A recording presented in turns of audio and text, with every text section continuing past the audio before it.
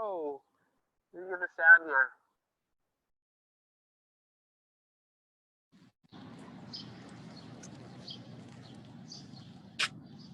Can you hear me?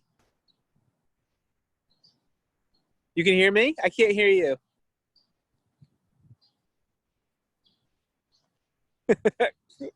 I need sound. Thumbs up if you can hear me. Can you hear me?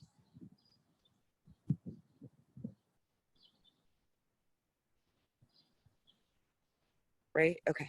Oh, there we go. Okay, there we go. All right. I just have to grab a mask real quick. Darn it. It's so nice to see you, Gene. It is nice to see you, Robyn. Oh, How are you? Thank you for thinking of me and doing this with me. Oh my God. So I'm actually recording now. Okay. How are you? I'm well. I'm very well. I know you're well too. You're always well. I'm trying. Yeah, we're hanging in there. So obviously I definitely want to catch up, but let's just set the stage for people who are listening and might not know who you are.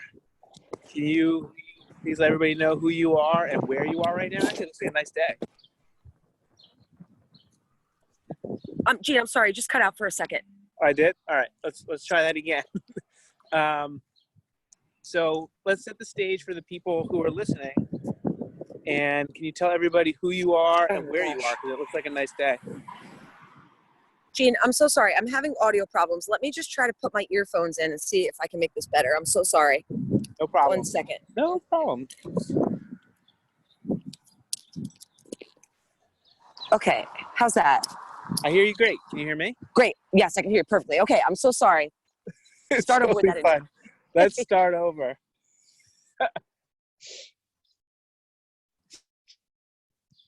You there? Oh, we're freezing up here a little bit. Robyn? Yeah, sorry. I am. Okay, you know what I think's happening? I'm stepping away from my house and my Wi-Fi was still picking up. Wi-Fi's off. I'm pretty sure I'm good now. Okay. All right. It's all good. All right, so we'll just start it over, okay? Okay, great. Now hit record. Now hit record. Robyn, how are you? I'm well, Gene. You look good. So let's tell everybody out there, there's so much I want to talk about, some really important points that I think we can talk about, but let's first start with who you are and where you are. First, I'm wondering who doesn't know who I am already. Exactly. I mean, that is a good point. Who does not know who Robyn Christopher is? Or I guess Robyn Moriarty. I know you as Robyn Christopher. My fame has traveled through marriage, so either way. But okay. Let's see. I was trying to think about where I would kind of start you off, and I kind of, as soon as I had children, I really just became the mother, and I'm good with that. I love to be the mother, and I am homeschooling 4 kids, and I've had a variety of business ventures because I keep thinking that I need more than what I'm doing because I'm very productivity driven. But I think that the more that I do that, kids? 4 kids. Yep, they are. I picked that up on Instagram. I knew that there was at least 2, but 4. I only like 2 of them, so I only post 2 of them. But no, I have 4 kids. They are 13, 12, and I have a set of twins who are 9. Wow. And yeah, we homeschool, and we that's pretty much the bane of my existence and drive and motivation. Do you homeschool them now because of the quarantine, or you always homeschool them? I've always I've homeschooled them since my oldest was in 3rd grade because Holliston, I always wanted to do it, but Holliston, where we live, offers a French immersion program. So I really wanted them to take advantage of that. And then once they were generally proficient, which by 3rd grade, that's almost a guarantee, I pulled them out, and now everyone's home together. Wow, so you could probably offer us some wisdom on homeschooling, because I know that a lot of our members find themselves forced into that. But before we get into that, so you live in Holliston, Mass? Yes. I didn't realize that. Do you know where it is? I do. It's where I did my first triathlon. Oh my gosh, okay. In Holliston, of course that's how you know Holliston. Yes. I have a shirt that I wear to bed, actually I don't wear it to bed. I used to wear it to bed, but it's been for 20 years now. I've had it from the Holliston Tri. And I actually met Rick and Dick Hoyt there. Do you know who Rick and Dick Hoyt are? I don't. they're like legends. They're Massachusetts legends. So Dick Hoyt he's got to be in his 60s now. He's a probably retired cop, and his son Rick was born with cerebral palsy. I'm sure you've seen like the ESPN 30 for 30 on it, or a documentary. Yes. But he when Rick was a young boy, Dick put him in a wheelchair and started pushing him in road races. And he did first like a 10K, a 5K, 10K. They started doing marathons. They've done hundreds of marathons. They've done Ironman together. They've done countless races. They're legends. There's like a statue of them on the Boston Marathon course. So I am familiar with them. I just didn't realize their names. And are they from Holliston, Gene? I don't think that they're from Holliston, but when I did the Holliston Triathlon, which was like the first triathlon that I ever did, and kind of did it on a whim, it was actually because of you, to be honest. We can get to that story in a second, that I did that race. I was standing there like getting ready, like in my long bathing trunks, like everyone's in a wetsuit and I'm in like everyone's in like a wetsuit and I'm in like a regular bathing suit. They've all got like fancy bikes and I've got like a little mountain bike. And there was a guy standing in the water with a boat tied around his waist. And I turned to the person next to me. I'm like, what's that guy doing in the water with a boat tied around his waist? And they're like, oh, that's Rick and Dick Hoyt. And they told me who they were. And I couldn't believe that they were about to do this triathlon because Dick was going to pull his son in the boat for the swim and then bike with him on a handlebar seat for the bike and then push him for the run. And it was just a little sprint triathlon. But that's where I met Rick and Dick Hoyt. It's one of the things that got me into the sport. But anyway, that was in Holliston, Mass. And I wear the Holliston Triathlon t-shirt to bed every night. So you live in Holliston. It's a beautiful place to live. It is a beautiful place to live. That's an awesome story. And I love that that's how you just tied Holliston in through like such an impactful story that directly ties to what we're going to be talking about today and ties us together in a whole nother way. That's awesome. Yeah. I did that triathlon because you told me when we met, and by the way, we should probably start with this because it's one of the best stories ever, how we met. Well, when we met, you told me, you were like, you should go onto this website called coolraces.com.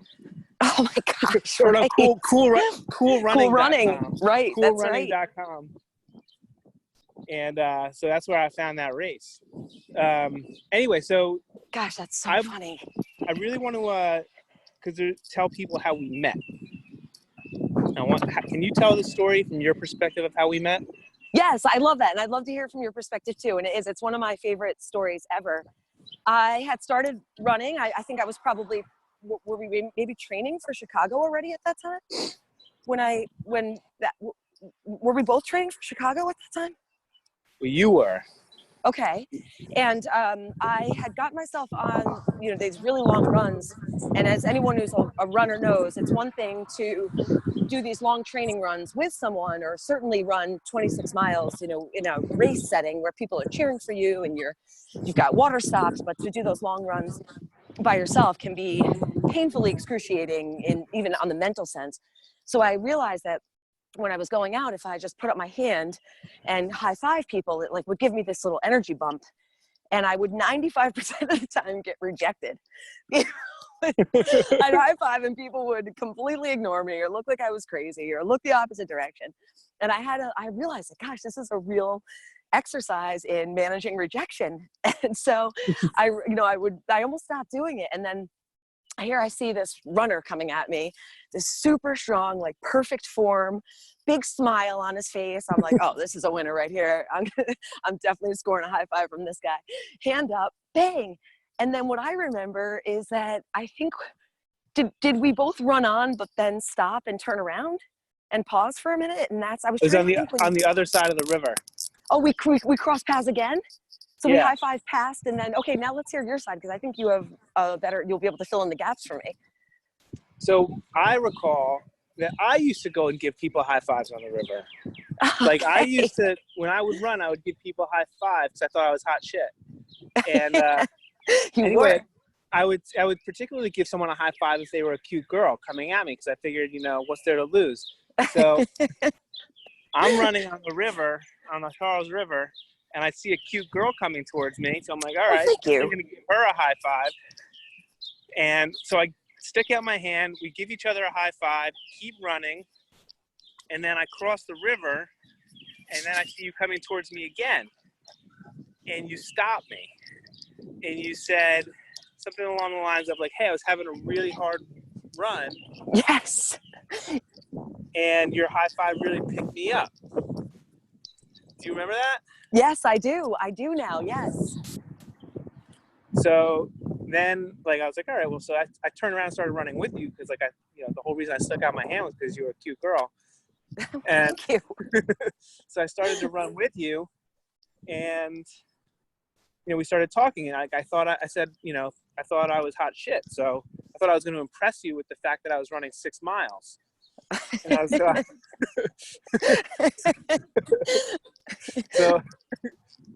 You did.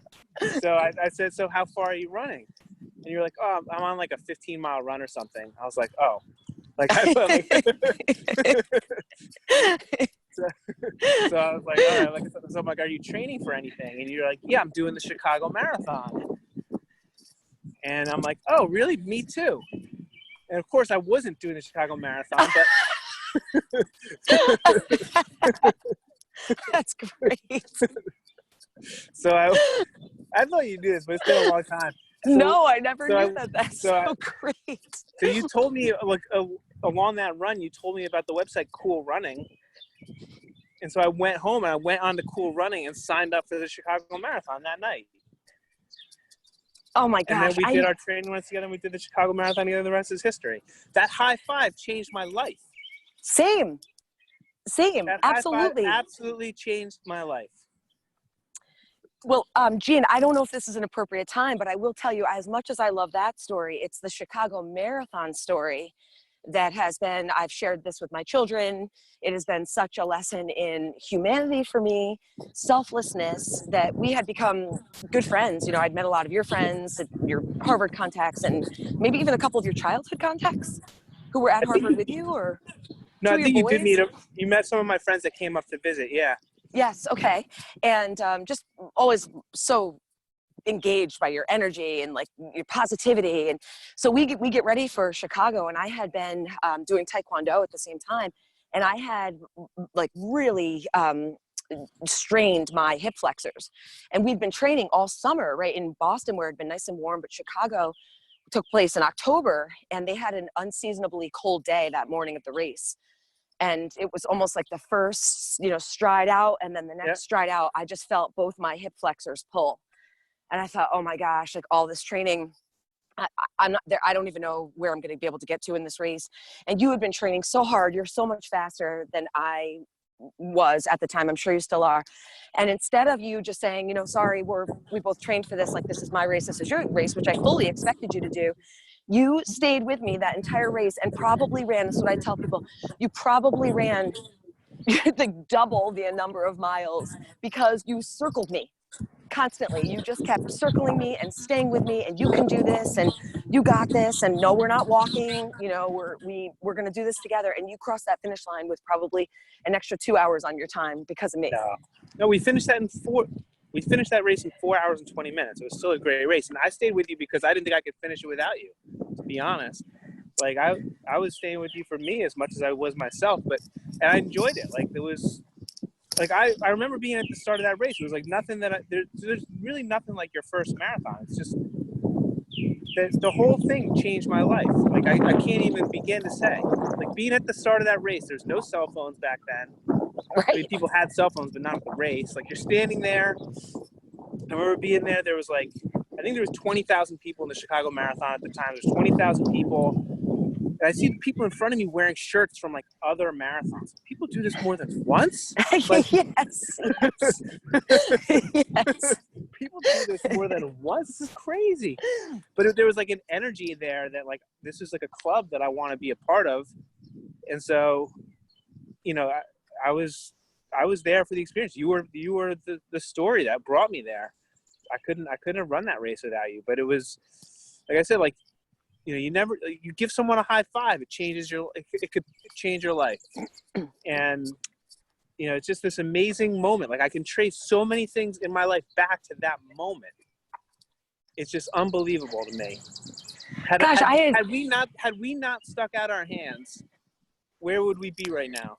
That's amazing. That I wish I had I'm so glad to know now all these pieces that had come together for you. And I feel so honored to have been a part of that. I don't even know if I had remembered or realized at the time that was, I guess I did know that was your first, but then to think about everything you're doing with charity miles and all the people you've inspired to run. And I love reading the comments that people feed back to you about the inspiration that they receive from you. And then to know that it's not just about this feeling of of self-care and preservation and elevation, that you're giving that to so many people. And I love that you can attribute some of that, like that I can be a part of that.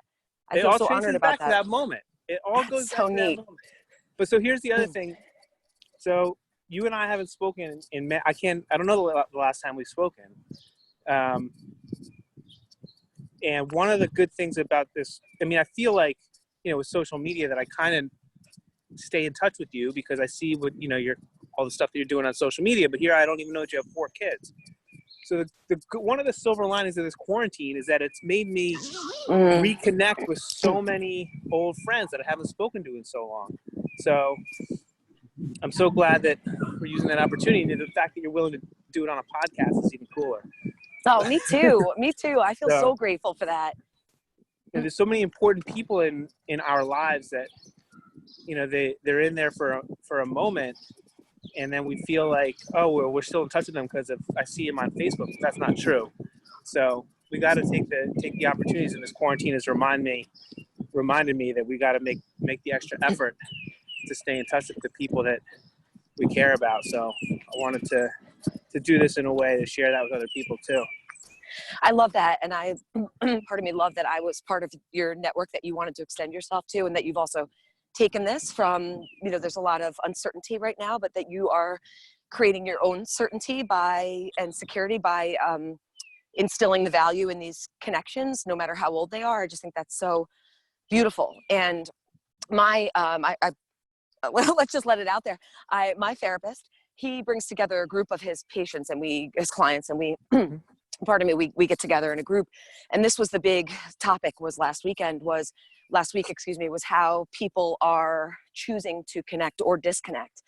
And it's made it's that alone, that reconnection for a lot of people, extending themselves, reaching out to, whether it be, people they haven't spoken to in a long time, or just maintaining the connections that they have, has been so critical.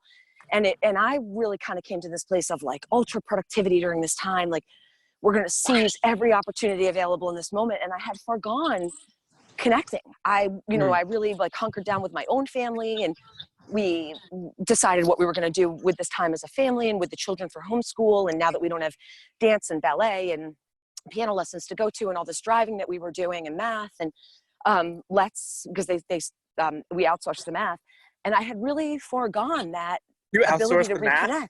Yeah, they go to Russian school of math, which is, I'm not teaching math.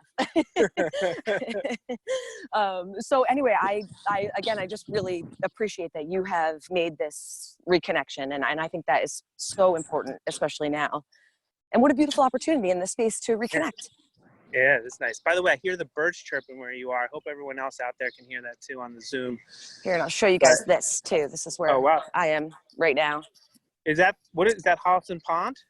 This is, we could call it that, but it's called Lake Winthrop, and it's cute. You can boat, and someone's got a teepee set over across there. I don't know if you can see that far, but yeah, It's nice. You can boat, and there's some fish in there, and you can swim on one side. They host a summer camp, so it's a nice little chunk of nature we got here. Maybe that's the lake that I did that triathlon in. Oh my gosh, did you actually swim? I'm sure it was. Yeah. If you swam here, yeah, okay. In an outdoor, yeah, I'm sure it was. I can't imagine where else it would be, but yeah. So Gene, I don't know if this is well, I'll let you lead. Go ahead. You go ahead. This is just a conversation. It goes anywhere. You never know where the road is going to take you, right? You never know where a high five is going to lead. You never know where the road is going to take you. So what do you got to ask? Okay, great. I have a million questions for you that I won't won't take up our time with, and hopefully we'll talk later. But I would love to know really about kind of anything that you think it would be okay to share about charity miles that your listeners haven't already heard about. And I'd love whatever you think is appropriate to talk about here. Well, what our listeners don't know about, I mean, our listeners know like the basics of the app, I'm sure. My favorite thing about Charity Miles, which they also probably know, but I'll share it with you because maybe you don't know, is our community. And it's like that same feeling that I got, when I met you, meeting somebody new. It's changed my life. Being at the start of the Chicago Marathon and feeling all that energy. It's just incredible for me, always, and especially right now, that the way that our community, rises to the challenge. And, every day they're sharing photos with me and stories with me and inspiration with me. And I feed off of that. Same way I couldn't have run that Chicago Marathon without you. I wouldn't, staying with you for your sake. I was really staying with you for my sake. And I never would have run that Chicago Marathon without you. I could, it's just the energy that I feed off of from everybody else that keeps me going. And maybe our community doesn't realize that. They think that, kind of like you said before, that I'm out there inspiring them, but it's the other way around.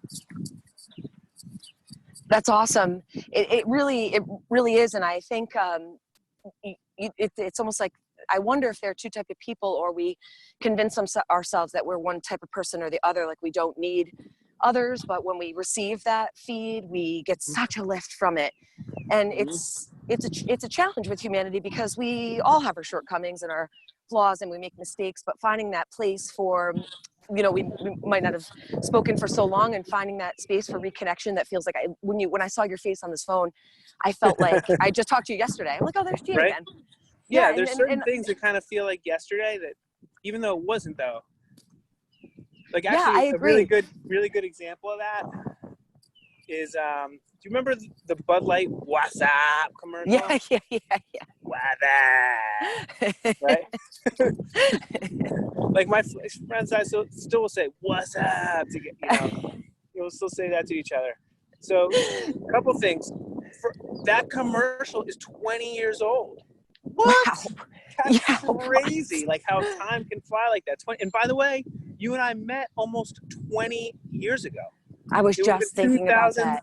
2003 Chicago, or 2002 Chicago. It was the 2002, I think. 2002 Chicago Marathon. I mean, that's like 18 years ago. Crazy, right? Gosh, yeah, that is Crazy how crazy. time can fly. But Budweiser did part of the thing that made me think to, want to really, well, actually I was doing it before I saw the Budweiser commercial, but it like solidified it was, so Budweiser redid that "What's Up" commercial, where it's the same commercial, except instead of, he's like, "What's up?" He's like, I'm just sitting here watching the game, having a bud. He says, "I'm sitting here in quarantine having a bud." And then at the end, he's like, "Yo, thanks for calling to check in on me," to his friend. So I was like, nice. It was so clever the way that they kind of redid that for, to check in on your buds. But I can't believe that commercial is 20 years old. And so many things. I can't believe I was in law school almost 20 years ago. I can't believe that you and I met almost 20 years ago, that I've been doing these marathons for almost 20 years.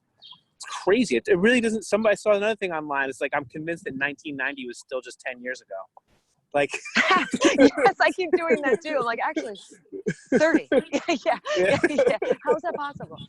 And it's so neat to think about all these new lives you've brought into your life, and Abby and Max, and I can't imagine the myriad people you've brought in through just who you are, because you are such a connector, and you're so full of such a special energy. And I've got 4 new little people in my life, and Joe. And so, how old are your kids?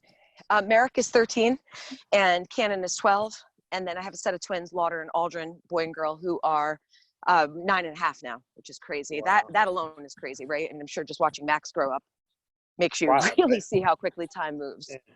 And so you've been homeschooling them. What do they like to do?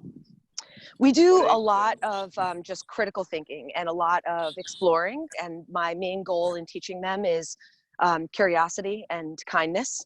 And so we just try to, if there's a question, we take it as deep as anybody wants to. They're not ever allowed to end a question with, "I don't know," because that really shuts their brains down. So we are just on this kind of constant exploration, and it's amazing where that will take us. We might start with Henry Ford, and we wind up with the space program, and that's it for the day. So are they all going through the same class together, even though they're different ages, or do you do different things with each of them?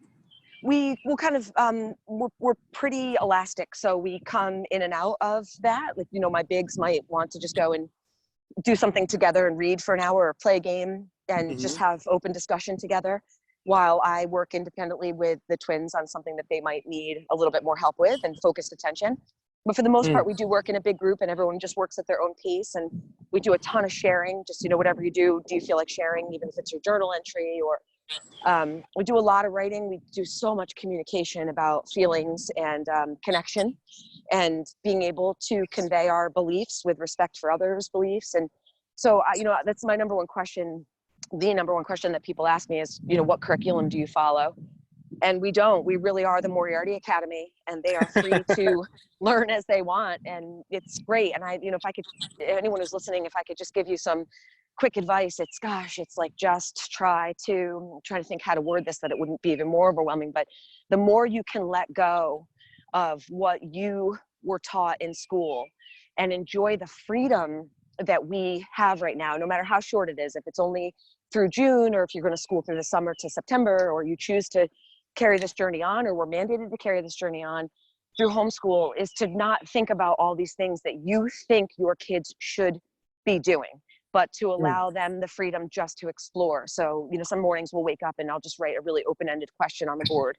How do you feel about, you know, what's something that, you know, what was your dream last night? What was one happy experience that you find yourself revisiting? And it just opens up this wide discussion just to let the day kind of go. So yeah, it's like, not to put. Sorry. How do you? I mean, you know, Max is 3, so it's totally different with him. Although he knows, I mean, he's been learning a lot in homeschool. He learns a lot all the time, but he can tell you like every planet, every moon of every planet. He knows what the planets are made of. So awesome! He knows, like, why am I parts not of the surprised? body. It's crazy because Abby's been doing an amazing job with him. But so great. Like, how do you teach them like real stuff like calculus, or like they're not there yet, but like when they get to calculus or science, or like, do you have to? How do you teach them that? Gene, I think I really think back to what I actually retained from school, not what I learned, because I don't think I learned much in school. Probably my greatest lessons came from the social mistakes and social gains that I made that formed me as a person rather than this intellect. And now with kids having such access to technology and being able to look up anything, you know, even mom, can I use your phone, right? Taking it out of my pocket, it's with us everywhere. I'm less concerned about what they're like the knowledge part of it, and more that they understand the process of it. So it's so awesome that Max knows about those planets, because who knows where that's going to take him. And maybe he won't always remember, you know, Jupiter's moons, but he might, you know, the chance of him remembering how he was taught with love and kindness and patience, those are the things that he'll then carry on to all aspects of his learning. And I think that's like the most critical piece of this, is not really what they're learning. It's kind of how they're learning, and that they're constantly being reminded of how important it is to remain curious.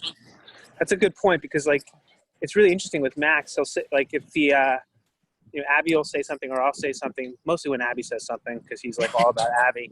But he'll say, can you show me a video of that? He's like super into the iPad, of course. So like, he's curious. He's like, can you show me a video of that? Or can you show me a picture of that? So we try to get him to brush his teeth. And we're like, Max, you're going to get cavities. He says, what's cavities? You know, they're germs on your teeth. He says, can you show me a video? So we show him a video, and now he wants to brush his teeth. Nice. Or like, he learned about like, he heard something about outer space. He's like, can you show me a video? So we found a YouTube video of like some kid song about all the planets. And of course, he just watches that over and over and over again. And now he knows every planet and all the moons and everything. So it's like, you're right. The knowledge is out there. I guess they can get the knowledge. It's like, how do you stoke that curiosity so that they want the knowledge? Or they're born naturally curious. You know, I think we all are. And so just to hear Max even ask you those questions, as opposed to, I don't want to brush my teeth, or, he says that. Know, okay. But then for you guys to figure out this way, then to nurture his curiosity. And if you know that he can connect through these videos, and now he's learned that he can connect and understand, you know, certain concepts through this video you've discovered, and now you're continuing to nurture that. And I think that's it. I've learned, we do a lot of work on resistance at home, because with kids, it's just so natural, and it's part of it's part of being human. And what I've learned is that as soon as you are told or you tell yourself you have to do something, you immediately process it. Most of us anyway, I'll assume, process it as obligation. And then we immediately build up resistance around obligation. And then that language comes in, right? Like, oh man, I don't want to. An eye roll, a sigh, something. And that's all forms of resistance. And so we just call out, we say, where are you right now? There's 3 places you could be in our house anyway. I'm sure there's more for others, but you can be in resistance, you can be in acceptance, or you can be in full enthusiasm. And we actually made these little slides, and some people did a wheel where you can, this is where I'm in resistance. Okay, well, how can you get yourself to acceptance? And so to see that Max was in resistance, he didn't want to brush his teeth, but then you guys got him not only to accept by learning, but then also to get excited about it. Now he wants to brush his teeth. And I think that's a huge piece. It's like, okay. Good. Some is better than nothing. Yeah. Wait, so how did you learn how to homeschool? Did you have to like go to school to learn how to homeschool, or did you have to take courses, or you're just like, oh, I'm going to homeschool, let's figure this out? You are asking such great questions, Gene, especially for anyone who's trying to figure this out. And that was like the second piece of advice that I would give right off the bat is, you don't know how to do this. And no, it'd be so wonderful if there were, maybe there will be out of this, that there will be how to homeschool courses or how to be like a certified home educator. But that would just give you kind of the basics, and that would prevail and make things a little easier about organization, things like that. But no, for the most part, there's a huge homeschooling community of which we've never been a part, because I love to just figure things out. I rarely read instructions and break things a lot and fail a lot and have to get back on and prevail through it. And I'm really learning that that's a big part of me. So we've been homeschooling. We're completing our 4th year here. And no, I've just always had to, or I have just figured it out, but I'm sure that there are so many more resources available that would inspire you to kind of create this a little bit easier, especially in this compressed time period where it's just a couple more months, maybe. And there's so many curriculum. If this isn't your thing, to just kind of be this free explorer, that doesn't work for everyone. It often leads to a lot of disorganization for our day if I'm not organized and we just kind of go. But if you're a more structured person, there's definitely a lot of resources to just create a lot more routine throughout your day. And you don't have to really think about the lesson plans. They're already created for you, which is nice. But I love the creative aspect of this. Why did you want to homeschool? The schools up there in Massachusetts are really good schools. Yeah, you're really such great questions here. And I get asked this a lot too. And it was never, anything with regard to negativity toward the public schools. I'm grateful for the school systems that we have in particularly in Massachusetts, like you said, and Holliston has amazing schools. We have a Montessori track and also a complete French immersion, like I mentioned earlier, and then half-day kindergarten and full-day kindergarten. So there's so many beautiful options here, and our schools are amazing. They have an incredible special ed program. So it wasn't for a lack of what the schools were offering. I just hate to be away from my babies. I love having them with me at all times. So the idea of them being gone for 6 to 8 hours throughout the day and then having some additional social activities afterward was just, and I just wanted to have, I wanted them to be able to have as much creativity and as much say in their education as possible. I mean, I think about the years that I did at college, so much money spent at BU and paying loans until I was well into my 30s. And I can't even tell you what I learned. I didn't even choose my courses. It was like my advisor said, here, take these. And all that time that I invested in my education didn't really prove to be an education at all. So I think it's like giving them this freedom to want to learn without being told what to learn is probably what keeps us homeschooling. Interesting. You mentioned like one of the best things that you learned at school were like the social aspects. Do you think that, or are you concerned that they're not getting the social aspects? That's another great question. Yeah. That we're concerned about with Max isn't that he's like not learning right now, because he's learning, but and he's 3 years old. So, but we're concerned that he's not with other kids. I mean, it's been over a month since he's been with another kid, right? Like, so what do you think about that? Like with your kids on there and what they're learning socially? Well, I think having that, an only child versus 4 kids in the house, and we've actually taken my niece through this also. So Wow. my niece has been with us too. So we actually have 5 kids, 3 teenagers, which is really interesting. But that's different because we are in a state of almost constant conflict in our house. So there's Right. always opportunity we always see conflict as opportunity. There's always opportunity to engage, to talk, to hear, to listen, to convey, until we reach empathy, understanding through understanding. But with Max, I would definitely, I don't know that I would make it a concern, but I would, that would be very different for me if I was, and then I thought about this too, like these parents of only children where you are their almost single source, and lucky for you, there are 2 parents in your house and you guys seem to parent so beautifully together. But for these single children, I think that would be very different, and I can't imagine what that would be or speak on that behalf. But for my kids, they also, there's a lot of social interaction through their extracurricular activities too. So that's never been a concern for me. And they've had the foundation of public schools. So they're not these, isolated kids living in a very rural area who have never been around other children. They've had plenty of opportunity to resolve conflict and conflicting beliefs and things like that too. Yeah, but that's just like resolving the conflict, but even just things like, like having like that group of friends, Right. Or, when you get to be a teenager, like dating boys and girls and things like that, being part of the social scene. Are you concerned that they're going to miss any of that?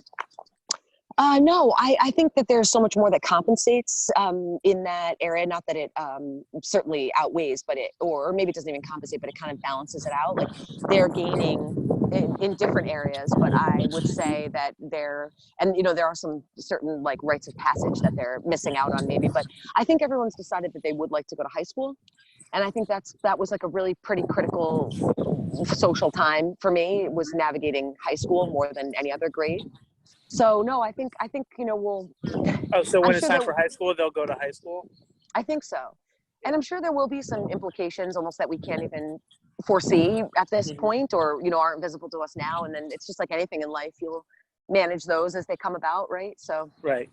Yeah. Yeah. Like I wouldn't be They're able not to teach weird. Max calculus and like high school stuff. Like I could probably get him to like 4th grade. But then like once it comes time to like more of the complicated stuff, I probably wouldn't be able to actually teach him that stuff. No, heck no. You and me, my friend. But you've also, I've been seeing like, what's with like the cooking videos? Are you like doing like a online cooking school now? Are you teaching like other people too? Well, we actually started that, like I talked about earlier, saying, okay, this is this really amazing pause that we're granted. Like, what do we want to do with it? Let's enjoy the stillness for a bit. Let's kind of connect with each other and connect with ourselves. But really, what do we want to do? And so I wanted to teach them about how to take something from design all the way through to execution. And so we each picked our own venture.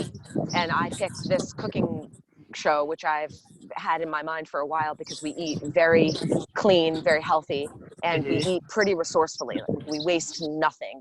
Anything that's in the refrigerator, we'll turn it into something. We save all of our vegetable scraps. Whatever is unusable goes to compost. So, and it's easy. I think a lot of people can be. I need to take this course. You should come take my course. But I think a lot of people can be intimidated by this, like how do we cook with things we don't open up from packages? And it's simpler than you think. So I just kind of wanted to share that. And Gene, I just watched this woman who's launching a brand. I don't even know what she's launching yet. She's keeping it kind of vague and secretive until her launch. But she said to her listeners that her brand is built upon her values. And I was struggling to like, where am I going with this cooking show that I just kind of like decided to throw up on YouTube? It's not even like, in the first one, I'm in my bathrobe with I've got rollers in my hair, and it's like, it wasn't to be serious. It's a single cut. And I just loved it so much. And I got such great feedback. And now it's a little bit more produced and a little bit more planned. And we had some music to it and things. So it's really taken a pretty fast evolution. And I don't really know where I'm going with it, but that really provided me with a lot of direction, is building. And I know that's what you're doing. You built this brand based upon your values, and then you're sharing these values with other people, because I think there's a lot of us who can't even identify our values or haven't even really considered what our values are, as opposed to things that maybe society tells us we should value, or we think we should value, or it would make us a better person if we valued. So that's been helpful to me through this, more than, putting this YouTube cooking show, which is called On Hand Cooking, by the way. I'll get a On Hand Cooking. We'll put a link to that. Oh, thank you. Thank you for giving me a little shameless So plug wait, here. so on-hand cooking, so you're teaching people how to cook cleanly, healthfully, without wasting food. Yeah, and with whatever you have on hand. Is it something that I can pay for? No. Yes. Free. Yes, you can pay for it if you want to pay for it. No, I'm just putting up, again, it was kind of like just this experiment. I love to experiment and see where it goes. But if you've got ways that I can get people to pay for it, I would love to hear about it. Well, I was homeschooling interested in it not only because I thought it was good, but like I've been having for a long time. I've been thinking about, because on like long runs, you got plenty of time to think. Yeah. And we have, way before, for years on my long runs, I would think like, man, we have such a consumer culture where, we just buy things, we consume, we throw them away, we buy, we consume, we throw them away. Like everything, and like our whole economy is based off of that. Like all the things that we wake up and do in our days to go make things that we use for a minute and then throw away. And I wish we could change that somehow. I wish that, instead of being called a consumer, I could be called like a citizen, or I would be, because we call ourselves consumers, right? Like it's something that we just refer to ourselves as. Like we should be referring to ourselves as something else. And so I think like in this moment that we find ourselves in, and it's awful, like the carnage that's going on right now, not just from a health perspective, but from like an economic perspective, people are losing their jobs. I think, if it's going to hurt anyway, which is also something I say to myself when I'm on a long run, I get to that point where it hurts and I'm like, well, if it's going to hurt anyway, it's not going to stop hurting. If I just quit, it's not going to stop hurting. So I might as well push through and like figure this out, right? Like I might as well keep going. So, it right now is going to hurt anyway, but we might as well make the most of it and try to, make some of these changes that we should have been making all along. And so like I've been seeing on my Facebook and on my, all my different social media channels, people like you making, here, I'm going to teach you how to work out. I'm going to teach you how to exercise. I'm going to teach you how to dance. I'm going to teach you how to play music. It's like, that's awesome. Like what if instead of having a producer consumer culture, we had a teacher learner economy where like you're teaching me how to cook. Maybe I figure out I could teach some people how to do something else. And everyone's just like teaching and learning instead of, paying money to like buy things and throw them away. We're using our money to learn and teach new things. Anyway, that's my soapbox for the day. Brought to you by Soapbox International. I love it. You said so many good things while you were up on that box. Yeah. I love the if it's going to hurt anyway. I love it. That I know that was going to be like a pivotal statement for me. I can't wait to apply that to so many things in life. And I just worked with the kids on this. It's 9 successful things that people do. And her first name's Heidi. I'm embarrassed that I don't know her last name, but she's from 9. Yep. And she's from the Harvard Business School. And most likely we know all these, but to have it framed out the way that she did was amazing. And she talked about grit. And it's exactly what you just said. Like, if it's going to hurt anyway, but a lot of people, shy away and say, this is going to hurt, so I'm just not going to do it, or I'm going to quit right as it starts to hurt. And grit is commitment and persistence through the adversity. And so I love that you touched on that. And that I love that framework is so easy that you just created. If it's going to hurt anyway, might as well make it worth it. I love it. Yeah. And I love also that you just mentioned about this consumerism, because it's incredible. We've all seen the images by now. If you're on social media, you have seen the images of this plastic overtake. And in the suburbs, it really, in the city, it's almost like you can just pop your baby in the stroller, right? And you just take a walk, and the walk doesn't even have to have any purpose. You just go and you see where you're going to wind up. And maybe you wind up at a park, and then you go home, and your day was full of exercise and being outside and maybe smiling at other people. And, your kid maybe gets to play, with other kids and interact, and maybe you get to talk to another parent, and that's your day. But when I moved out to the suburbs, it's like, the discussion is so interesting. I thought the suburbs were going to open up all this new opportunity. We'd be able to have a garden and like maybe a play structure and lawn and all these different things, and a true community that I found, in the city, can be kind of like transitional. And so people don't seem to want to commit as much. But when I got out here, it's like, the consumerism is incredible out here. And it often made me think like, gosh, shame on us. Like, we know better than to spend our day at Target buying stuff we don't need in plastic and just for the sake of. And then, like you said, we enjoy it for just a moment, that it brought us that like quick dopamine hit, and then it goes. And so I'm really so grateful that you mentioned this. And I hope that this this message can kind of extend to others. And not only, so there's another thing that mentioned in this 9 is that when you're going to end a behavior, don't just say, I want to end this behavior, but to think about a way that you're going to create a substitution. And you just created that substitution instead of focusing our dollars and our time and our energy and our attention, of which are so limited these days, or is to focus them more on this idea of learning and teaching and the connections that can be had through that, rather than, there's no connection when you buy something, right? You buy it, it's yours. Maybe you don't even tell anyone about it. You use it up and then it goes away. But connecting through teaching and learning, like, what a great new platform to explore here. I love it. Like, everybody's got something that they can teach. Yes. And like right now, maybe, and who knows how much for the foreseeable future. For example, like my wife was a personal trainer. She hasn't been doing that so much in recent years because she's been doing like massage therapy and she's been doing like stunts. How lucky are you? Yeah, like totally married up there. And so but she can't do any of that now. So I wonder, I'm just thinking out loud here, she doesn't know that I'm saying this, but maybe there's a way that she could teach things like that to people who would want to learn it. Just like the way that you're teaching you're teaching this cooking stuff, or, her mom is a dance teacher. I know that her mom is doing like dance lessons through Zoom. Like I'm curious as to like where this is going to go with all these people that are now able to share their expertise and their knowledge online. It would be so great if we could have more of a teacher-learner economy, I think. Anyway. I agree, Gene. And I think, it's like you just used the word, their expertise, but few of us are truly expert at anything, and we still do great with it. And we leave room to fail and grow and try new things. And, oh my gosh, sometimes it works. And, this time it didn't, so we try again. And I think it's like we think that in order to be a teacher, we have to have this expertise, but that's not true. And we also take for granted that most of us, people already know how to cook. Why would I start a cooking show? There's already a million of those. But that's the fixed mindset that will hold you in place, as opposed to giving you the opportunity to try something new, and I think it's so great to be able to just get yourself out there, because a lot of people don't.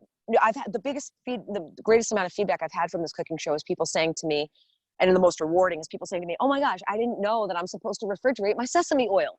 Thank you for telling me that." Or yes. Wait, are you really? Yes, Because I used my sesame oil last night to make a stir fry, and I'm not refrigerating it at all. It's never been refrigerated. So what's this part of the program is brought to you by sesame oil. Yes. Keep it in the refrigerator.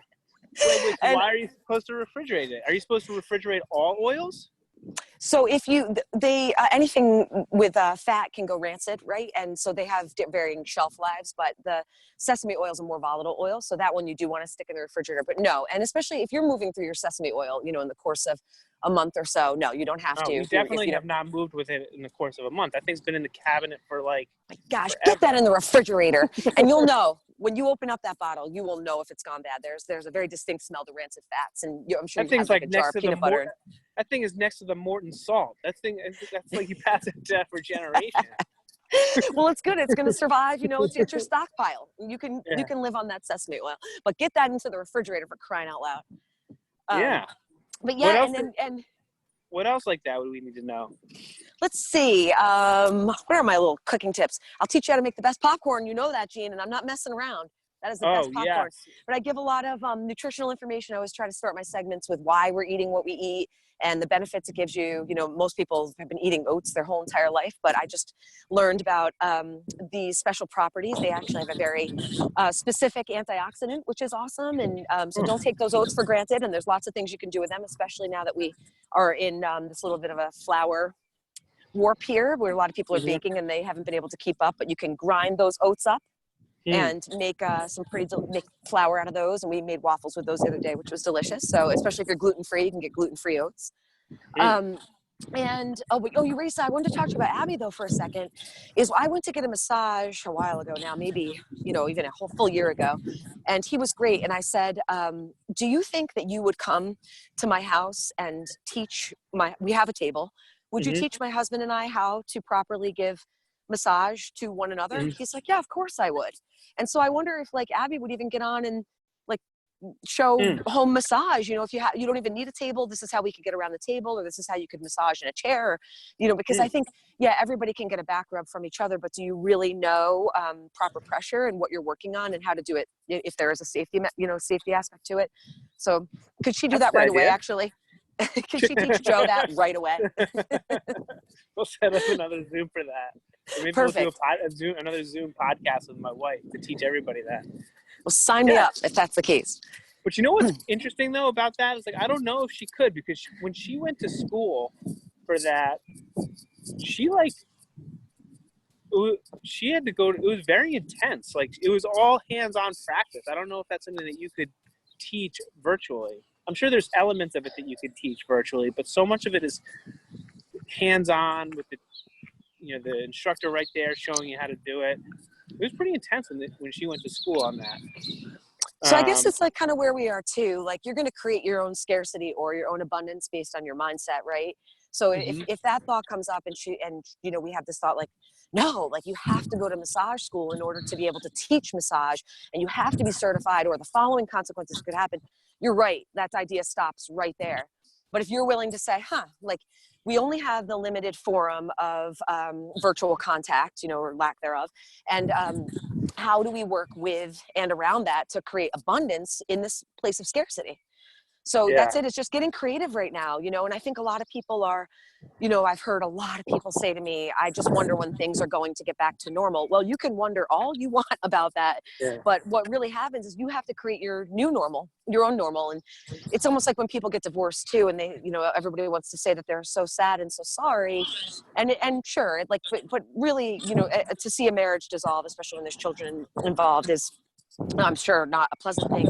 But on the same note, it's just creating, like, nobody makes a decision that impactful without having thought it all the way through and believing that there's going to be something better on the other side of this. So we just have to create our new normal in the face of adversity, right? Right. And that's where we are right now. I keep saying we can't go back to normal, because normal is what got us into this mess. Yes, Jean. Yes, that's where the opportunity comes up. That's right. Like, this is a time to let some things go and let the new in. And I couldn't agree more. I love that. Okay, so we're going to tune into, what is it called again? Cooking? On-hand cooking. On-hand cooking. I thought it was going to be, I almost said one-hand cooking. I was like, no, that's not it. Like, cooking with one hand, that's a whole nother chapter. You start by tying one hand behind your back. One-hand cooking. You don't want to... terrible meat cleaver accident. No, it turns out I've had a lot of lawsuits arise because of this. One-hand cooking is like the cooking show for pirates. That's awesome. Oh my God, that's amazing. Well, but you're not. You have to charge for it, because we need to make an economy out of this. We need to restructure the economy. So you need to figure out how to. You can have like the freebies to get people interested, but you need to figure out how to charge for it, and then I'll be your first customer. Gosh, you just gave me so much inspiration, because just last night I was thinking, I filmed an episode. I honestly didn't love it. My energy is very different than it was at the beginning. It's a little less natural now, and I'm trying to figure out where to go with it. And I have a real hard time just accepting money. Like, even when I was a little kid, you know, babysitting, and people would ask me what I would charge, I would say, oh, I'm just here to play with the kids. But you do have a responsibility beyond yourself, you know, and even beyond your family with regard to the economy. And that just made me see this so different. Like, when you're saying, what are you charging? Like, oh, Gene, I'm not going to charge. Like, I don't, you know, I'm not going to make people pay to watch me on YouTube. But to think about being able to feed the economy really gives you such a greater purpose in making money. I love that. And I love that we were saying, you know, it's our responsibility to begin to redirect our economy and people's attention, because when I'm on there and I'm asking people, you know, come follow me on Instagram, and I'm not like asking them to come build my ego and make me feel better about like having produced a cooking show and having, you know, 500 followers or 1,000, you know, 100 subscribers or whatever it is. I really am truly hoping to reach people I hated cooking.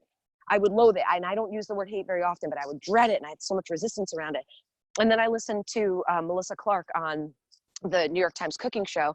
And she made just a few little suggestions on how to really embrace cooking, because we have to do it, right? I mean, you don't have to, but you have to feed yourself. And so why not enjoy it? And especially once you have kids and you have a family and you want to produce really good things for them, as opposed to just kind of cracking open a package and having very little control over what you're putting in their bodies. And that really, that mindset really shifted things for me, and just enjoying cooking. And so I want to share that. And that's one of the values of this kind of brand, this On Hand brand, is that if you don't like cooking, we just have a lot of fun with it. I've failed on camera completely. I've made sauces that taste terrible, and then we have to fix them. And it's more to like get people comfortable in the kitchen. So I love that you just gave me this kind of new way to look at it. I've gotten so much from this call already. Be, right? Like, how great would that be? First of all, you're teaching people an important skill that we all need to do. We all need to get back to basics and start eating healthier. The fact that, the reason that we're so susceptible to this damn virus is because so many of us are unhealthy. Mm-hmm. So we need to eat healthier. We need to waste less food. You love it. It's something fun that you're doing and you're enjoying it. That would be the best type of way to make money, right? Like, you're helping people, you're making the world healthier, you're reducing waste, and it's something that you love. Like, that would be the best type. Like, if you were like, what kind of like, that's much better than going like punching a clock and like sitting in a corporate office or whatever, doing something that you don't love. Like, imagine like all, if we could all just say like, I'm going to make a business that makes people healthier and that I enjoy doing. Yes, I love it. And that doesn't and I'm going to charge money for it. Yeah. Yes, that's I what I'm love going to it. get paid to do. I got to tell you, you just changed everything for me today. I have so many things to get done today, and I was thinking like, gosh, I got to just jam this call in the morning, and then I can start my day. And I could stay on this call all day. I'm like, what a nurturing feed this has been. I love it. There you go. Well, I'm sure you got to get back to the basketball team that you're raising there. It really is. But no, I've got more time. They're probably every sitting there like hungry, like, where's mom? I want my gluten-free oat ground waffles. Those kids have been taught to make their own freaking waffles. They're on handers, Gene. But I'm so glad that we got to catch up, and I'm so glad that I got to share this story with everybody about how we met, because that I can trace so much back to that moment. And I guess the one lesson that I hope everybody else out there gets is, in the end, the love you take is equal to the love you make, which is the Beatles, right? Yes. And, just stick out your hand to give someone a high five, and you don't know how that's going to come back to you. And it's come back to me a gazillion times over for just doing that one thing, sticking out my hand to give you five because I thought you were a cute girl. And you never know, like, that's just totally changed my life. And so I guess that, if everyone out there, stick out your hand, give someone a high five today. Well, actually, maybe not, but virtually give somebody a high five today, or give somebody a high five and then go wash your hands, give somebody a high five and then wash them again, 20 seconds each time. Yes. But there's people out there that need a high five right now, and, figure out a way to lift them up, and you never know how it's going to be lifting you up too. So it's a very important story in my life. I tell it all the time, and I'm glad that everybody else here got to meet you. Oh, I love it. I am so grateful for everything you shared with me, all the pieces that I got to remember and relive, and all the pieces that I got to have filled in for me today that I didn't know about. And to, I did this, I know we're going to wrap, and that was the perfect wrap up that you just gave us, but I was, but I'm going to keep going. Even if you hang up, I'll keep talking. Just run an extra mile. Yeah, run an extra mile. I did this exercise with the kids about self-worth, and it was often those exercises when we get into me trying to teach them is when I gain the most. And one of the things I realized about myself is that I feel most worthy when I have inspired others. And so for you to, again, I was in kind of this place of doubt last night, and still even when I woke up this morning, what am I doing? I'm not sure about the direction. And to know that I had inspired you that long ago, and it's still prevalent in your life enough for you to share that story with others, and maybe that we continue to inspire others through the story, it is the best. It is so uplifting. Yeah. It's so changing for me, and I'm gonna let this carry me, and I'm gonna bring this story back into my life. I've already told it many times, but I thank you so much for that, Gene. I can't tell you how much this call has lifted me and helped me. And again, it's the connection through this space has just been so impactful. I'm so grateful. That's right. Me too. And so it's good things in there. You got to reconnect with your friends. You got to give each other high fives. You got to lift each other up. We carry each other. Or strangers. And it shouldn't take a freaking pandemic to remind us of that. Yes. But it did, and here's some more opportunity in it, right? Yeah. Yes, I love it. All right. Well, Robyn, thank you so much. Thanks to everyone out there for joining us. I'm just going to do the proper sign off, and then I'll give you a real sign off, Robyn. So everybody out there, thanks for walking and running along with us. Hope you enjoyed this as much as I did. Every mile matters. I loved being here. Thank you so much, Gene. This has been really, truly so altering for me. And I'll give you a high five too. All right, high five. And to all your listeners. Yeah. All right. So do you hang up with them and then keep back on with me, or? Yeah, I'm just going to stop recording right now. Oh, okay, great.